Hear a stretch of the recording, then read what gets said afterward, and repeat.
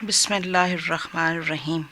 والدین کے حقوق ان کی زندگی میں اور زندگی کے بعد۔ زندگی میں بھی اگر والدین مشرک ہیں یا دین کی تعلیمات سے بے بہرہ ہیں تو ان کے ساتھ ہمارا رویہ کیا ہونا چاہیے، اس کے بارے میں بھی نبی صلی اللہ علیہ وآلہ وسلم کی تعلیمات سے ہمیں رہنمائی ملتی ہے۔ حضرت ابو بکر رضی اللہ تعالی عنہ کی بیٹی اسما رضی اللہ تعالی عنہا فرماتی ہیں کہ اس زمانے میں جب کہ قریش اور مسلمانوں کے درمیان صلح حدیبیہ ہوئی تھی، میری ماں میرے پاس آئی۔ وہ ابھی اسلام نہیں لائی تھی بلکہ شرک کی حالت پر تھی۔ میں نے رسول صلی اللہ علیہ وآلہ وسلم سے پوچھا کہ میری ماں میرے پاس آئی ہے اور وہ چاہتی ہے کہ میں اسے کچھ دوں، تو کیا میں اسے دے سکتی ہوں؟ آپ صلی اللہ علیہ وآلہ وسلم نے فرمایا، ہاں، تم اس کے ساتھ مہربانی کا سلوک کرو۔ یہ مسلم کی حدیث ہے۔ اور ایک یہ والی حدیث بھی ابو داود کی ہے۔ حضرت ابو طفیل رضی اللہ تعالیٰ عنہ فرماتے ہیں، میں نے نبی صلی اللہ علیہ وآلہ وسلم کو دیکھا کہ آپ گوشت تقسیم فرما رہے تھے کہ اتنے میں ایک عورت آئی اور نبی صلی اللہ علیہ وسلم کے قریب گئی تو آپ صلی اللہ علیہ وآلہ وسلم نے اپنی چادر بچھا دی جس پر وہ بیٹھ گئی۔ میں نے پوچھا یہ کون ہے؟ لوگوں نے مجھے بتایا یہ آپ صلی اللہ علیہ وآلہ وسلم کی ماں ہیں جنہوں نے آپ کو دودھ پلایا ہے۔ یعنی والدین ہیں، ان کے ساتھ حسن سلوک اور ان کے ساتھ مہربانی کا برتاؤ، ان کا احترام، یہ ہم سب کے لیے ضروری ہے۔ ایسا بھی ہوتا ہے کہ والدین کی زندگی میں بہت سی کوتاہیاں ہو جاتی ہیں۔ اللہ تعالیٰ نے جو ان کے بارے میں حکم دیا اور حدیث سے ہمیں جو سمجھ آتا ہے کہ ہمارا اپنے والدین کے ساتھ رویہ کیا ہونا چاہیے، بسا اوقات ایسا ہوتا ہے کہ زندگی میں اس کا اتنا احساس نہیں ہوتا اور اس میں کچھ نہ کچھ کمی کوتاہی ہو جاتی ہے۔ ایسی ہی ایک بات تھی، ایسا ہی ایک موقع تھا جس میں حضرت ابو سعید مالک بن ربیہ رضی اللہ تعالی عنہ سے روایت ہے کہ ہم رسول صلی اللہ علیہ وآلہ وسلم کے پاس بیٹھے ہوئے تھے کہ بنو سلمہ سے تعلق رکھنے والا ایک شخص حضور صلی اللہ علیہ وآلہ وسلم کی خدمت میں حاضر ہوا۔ اس نے پوچھا، کیا والدین کی وفات کے بعد بھی میں ان سے حسن سلوک کر سکتا ہوں؟ آپ صلی اللہ علیہ وآلہ وسلم نے فرمایا، ہاں، ان کے لیے دعا کرو، اللہ تعالیٰ سے ان کے لیے مغفرت طلب کرو، ان کے دنیا سے جانے کے بعد ان کے وعدوں کو پورا کرو اور صلہ رحمی کرو اور ان کے دوستوں کا اعزاز اور اکرام کرو۔ یہ بھی بڑی اہم بات ہے کہ انسان والدین کی وفات کے بعد ہی اس بات کے بارے میں اس کو سمجھ آ جائے یا وہ ادراک کر لے اور اس کو ایک پشیمانی ہو کہ مجھ سے یہ کمی ہوئی ہے، میری خدمت میں یہ کوتاہی رہی ہے، اب میں اس کا ازالہ کرنا چاہتا ہوں۔ تو کیسے ازالہ ہو سکتا ہے؟ کیا والدین کی خدمت یا ان کے ساتھ حسن سلوک یا اپنی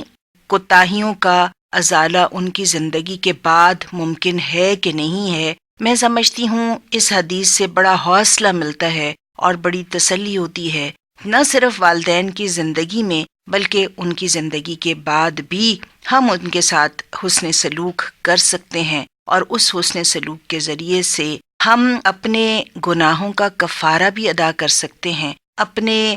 درجات میں بلندی بھی لا سکتے ہیں اور اسی طرح سے اپنے والدین کے لیے بھی کچھ نہ کچھ ان کی خدمت یا کچھ نہ کچھ ان کے لیے اجر کا ذریعہ ہم بن سکتے ہیں۔ اس میں سے پہلی بات جو نبی صلی اللہ علیہ وآلہ وسلم نے فرمائی اور رہنمائی فرمائی وہ یہ ہے کہ ان کے لیے دعا کیا کرو، اللہ تعالیٰ سے ان کے لیے مغفرت طلب کرو۔ اب یہ مغفرت طلب کرنے کا طریقہ کیا ہوگا؟ قرآن پاک کی ہی ایک دعا ہے جو آپ لوگ ہم سب مانگتے ہی ہیں، زندگی میں بھی اپنے والدین کی مانگتے ہیں اور زندگی کے بعد بھی ضرور مانگنی چاہیے۔ قرآنی دعا ہے، رب ارحمہما کما ربیانی صغیرا، اے اللہ ہمارے والدین پر رحم فرما جس طرح انہوں نے محبت اور شفقت کا معاملہ ہمارے ساتھ کیا جب کہ ہم چھوٹے تھے۔ مجھے یاد ہے ایک دفعہ میں یہ دعا مانگ رہی تھی تو میرے ساتھ جو میری شامل بہنیں تھیں ان میں سے کسی نے کہا، اس سے بھی بڑھ کر اے اللہ تو ہمارے والدین کے ساتھ شفقت اور محبت اور رحمت کا معاملہ فرما جتنا انہوں نے ہمارے ساتھ کیا۔ تو ایک بات تو یہ ہے کہ والدین کے لیے ہمیں دعا کرنی چاہیے، اور اگر وہ اس قرآن پاک میں جو بتائے گئے الفاظ ہیں اس میں ہو تو اور اچھی بات ہے۔ دوسری چیز جو دعا کے لیے ہمیں سمجھ آتی ہے وہ یہ کہ نماز میں جب ہم بیٹھتے ہیں التحیات پڑھنے کے لیے تو اس کے اندر ہم جو دعا مانگتے ہیں ربنا اغفر لی ولوالدی وللمؤمنین، یعنی پہلے تو ہم اللہ تعالیٰ سے اپنے لیے مغفرت مانگتے ہیں اور اس کے بعد ہم اپنے والدین کے لیے مغفرت کی دعا کرتے ہیں۔ تو گویا یہاں سے یہ بات سمجھ آئی کہ ہمیں اپنی نماز میں باقاعدگی اختیار کرنی چاہیے، اور نماز کے اندر جب ہم اپنے والدین کے لیے یہ دعا مانگیں تو ہمیں شعوری طور پر بغیر سوچے سمجھے گزرنے کی بجائے یا جلدی سے پڑھ جانے کی بجائے اس پر جیسے بندہ رک کے ایک حضوری قلب کے ساتھ اللہ تعالیٰ سے مغفرت مانگتا ہے، ہمیں اس کا اہتمام کرنا چاہیے۔ اور دوسری بات جو ہے کہ ان کے دنیا سے جانے کے بعد ان کے وعدوں کو پورا کرو۔ وعدوں کو پورا کیسے کیا جا سکتا ہے؟ اب یہ معلوم کرنا کہ انہوں نے کسی سے کوئی وعدہ کیا ہوا تو نہیں تھا، وہ بھی ایک عام معمول بھی ہے کچھ گھروں کا کہ لوگ پوچھتے ہیں کہ کسی کا قرض تو نہیں دینا، اور اسی وقت وہ اعلان ہو جاتا ہے کہ اگر کسی کا کچھ دینا لینا تھا تو وہ بتا دیا جائے، ہم وہ ابھی ادا کریں گے۔ اور وہ وراثت کی رقم سے بھی تلقین یہ ہے کہ پہلے قرض ادا کیا جائے، پھر وصیت پوری کی جائے اور اس کے بعد وراثت تقسیم کی جائے۔ تو جو کوئی وعدہ لین دین کے معاملے میں ہو، یعنی قرض لیا ہو یا کسی کو دینا ہو کچھ، تو وہ وعدہ پورا کیا جانا چاہیے۔ دوسرا ایسا بھی ہوتا ہے بسا اوقات کہ ہمارے والدین کسی نہ کسی غریب یا مستحق یا اپنے خاندان کے کسی فرد کی کچھ امداد وغیرہ کرتے ہیں، کسی کی فیس دیتے ہیں یا کسی کا کوئی ماہانہ لگایا ہوتا ہے یا علاج کے لیے مدد دیتے ہیں یا جہیز کے لیے دیتے ہیں یا کوئی ایسی اور صورتحال۔ تو یہ بھی جو ان کا معمول تھا یا جو وہ کیا کرتے تھے اس کو پورا کرنا بھی میں سمجھتی ہوں کہ ہماری ایک ذمہ داری بنتی ہے۔ اور تیسری بات، اس کا بھی اہتمام کم ہوتا ہے، حالانکہ یہ بہت بڑا حکم ہے کہ جو مال ہمارے والدین نے چھوڑا ہے، ان کا ترکہ ہے، اس ترکے کو قرآن پاک کے جو اصول ہیں تقسیم کے، وراثت کے، مال کے، اس بنا پر تقسیم ہونا چاہیے۔ اور والدین کی وفات کے بعد اگر جلد ہی یہ معاملہ کر لیا جائے تو اس وقت دل نرم ہوتے ہیں، آپس میں ایک دوسرے کے ساتھ انسان وسعت قلبی کے ساتھ معاملہ کرنے پر آمادہ ہوتا ہے۔ تھوڑی بہت اونچ نیچ یا تھوڑی بہت کمی کوتاہی جو حصوں میں بعض اوقات ہو سکتی ہے وہ اس وقت اتنی محسوس نہیں ہوتی اور یہ معاملہ آسانی سے سلجھ جاتا ہے۔ پھر صلہ رحمی کرو، یہ جو رشتہ داروں کے ساتھ تعلق ہے، رشتہ داروں کے ساتھ جو اب محبت ہے، صلہ رحمی اس تعلق کو جوڑنا ہے۔ اور مجھے بہت زیادہ یہ والی بات لگتی ہے کہ والدین کے ذریعے سے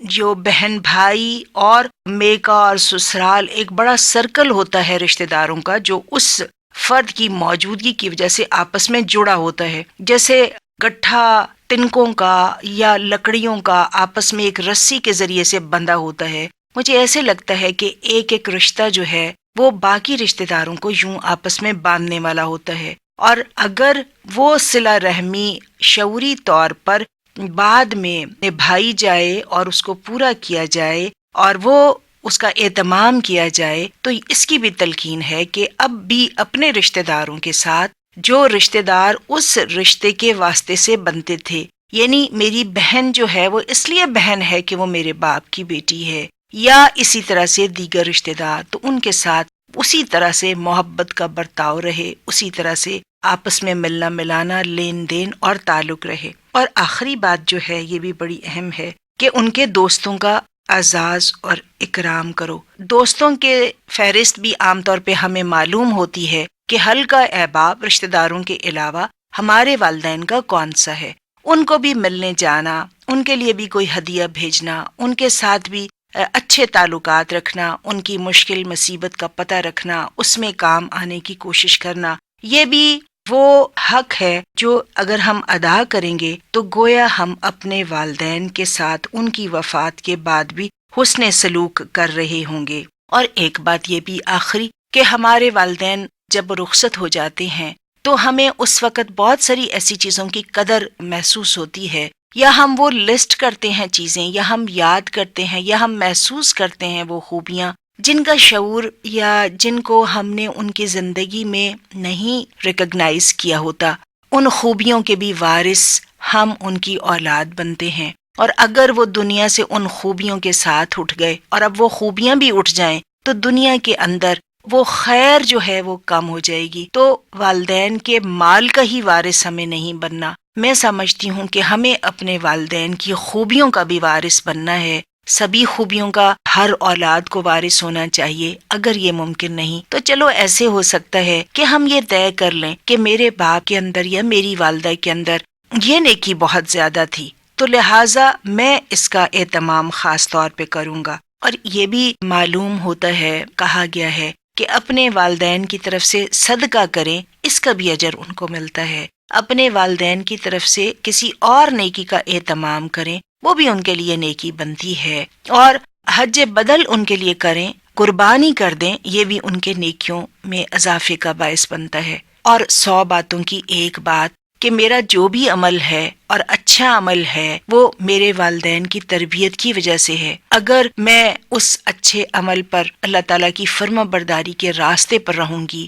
تو میں جتنا بھی عمل کروں گی اس کا حصہ میرے والدین کو بھی ملتا جائے گا، اور میرے والدین کے درجے جو ہیں وہ جنت میں بلند ہوتے جائیں گے۔ ایسی ہی ایک واقعہ ہے کہ 2 لوگ اکٹھے اللہ تعالیٰ کے پاس پہنچے، فوت ہوئے، تو ایک جو ہے اس کے درجات جو ہیں بلند ہوتے جا رہے تھے اور دوسرا جو ہے وہ اسی مقام پہ تھا۔ اس نے پوچھا کہ ہمارے اعمال کا دفتر تو بند ہو چکا، مہلت ختم ہو چکی، اب یہ کس طرح سے ہو رہا ہے کہ تیرے درجات ابھی بھی بلند ہوتے جاتے ہیں؟ تو اس نے کہا، میں اپنے پیچھے صالح اولاد چھوڑ کر آیا ہوں، اور اس اولاد کے اعمال کی بنا پر میرے درجات جو ہیں یہ بلند ہو رہے ہیں۔ اس وقت کے رونے اور وہ دل کا جو صدمہ ہوتا ہے وہ بجا اور درست، مگر اس کے ساتھ اس کا بھی اہتمام کہ ہم اپنے والدین کو اپنی پوری زندگی یاد رکھیں اور اپنے اعمال کے ذریعے سے ان کو وہ تحفے بھیجتے رہیں جو ان کے لیے خوشی کا باعث بنے، ان کے لیے اس جہان میں عزت اور اکرام کا باعث بنے اور ان کے درجات کی بلندی کا ذریعہ بنے۔ اللہ تعالی ہم سب کو اس کی توفیق عطا فرمائے۔ وآخر الدعوانا ان الحمد للہ رب العالمین۔